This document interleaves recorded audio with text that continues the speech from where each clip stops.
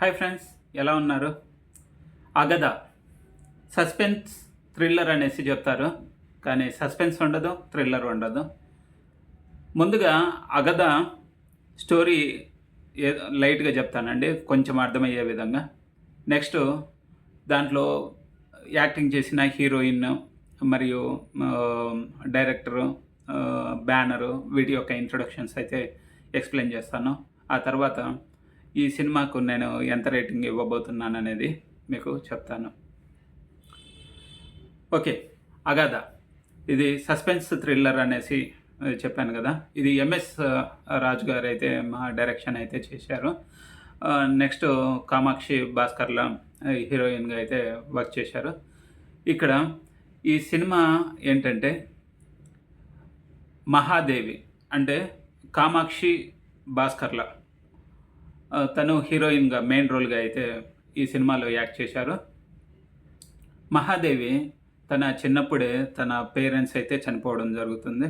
ఆ తర్వాత తనకి దైవశక్తి అంటే దేవుని మీద భక్తి అయితే ఎక్కువగా ఉంటుంది. ఒక సాధువు దగ్గరికి పోయి దేవుళ్ళకి సంబంధించిన మంత్రతంత్రాలన్నీ నేర్చేసుకుంటుంది. తనకి బాబాయ్ ఉన్నా కూడా ఆ బాబాయ్ కుటుంబంకి దూరంగా ఉండి దేవుణ్ణి ప్రార్థించుకోవడాలు, పూజలు చేసుకోవడాలు, ఇట్లా మంచి పనులు అయితే చేస్తుంటుంది. ఎవరికి ఏ ఇబ్బంది వచ్చినా తను హెల్ప్ చేసే విధంగా అయితే ఉంటుంది.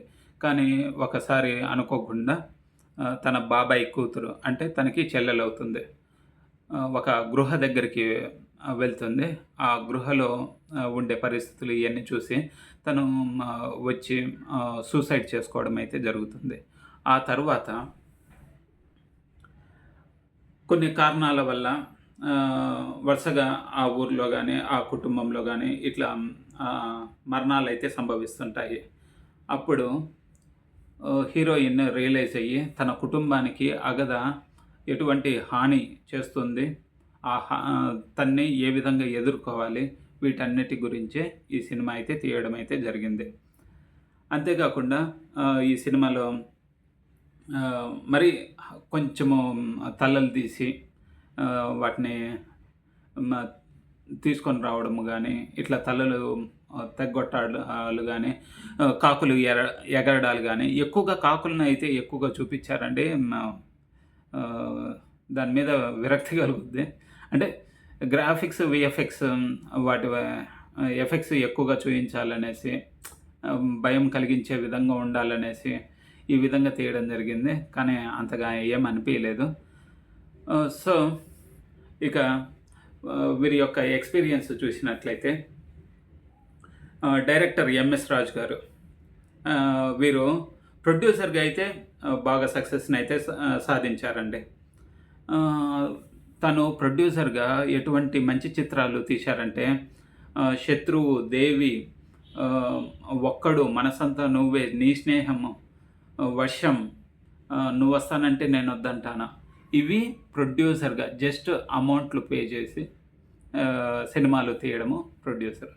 నెక్స్ట్ డైరెక్షన్ అంటే తను స్వయంగా డైరెక్ట్ చేసిన సినిమాలు వాన, తన మా కొడుకునే పెట్టి సినిమా తీశారు. ఈ వాన సినిమా రీమేక్ సినిమా అండి. యాక్చువల్గా బెంగళూరులో ముంగారు మలై 2008లో అయితే తీయడం జరిగింది. ఇక్కడ బెంగళూరులో అతి భారీ హిట్ అండి కర్ణాటకలో.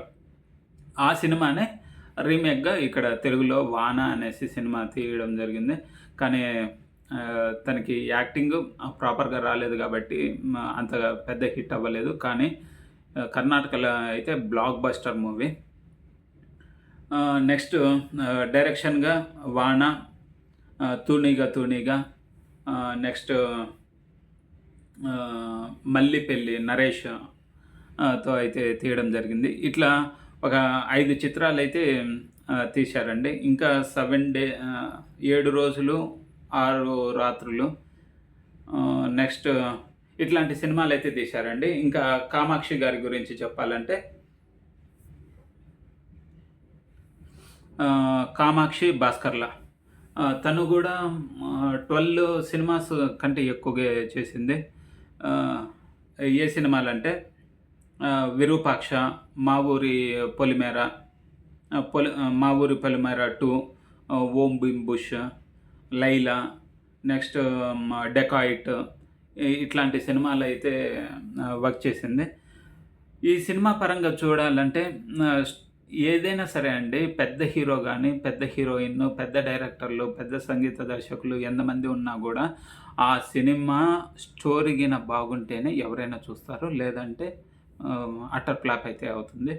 ఇక ఈ సినిమా రేటింగ్స్ గురించి వస్తే, సినిమాలో ఆల్రెడీ చెప్పిందే హర్రర్ గానీ ఏం లేదు.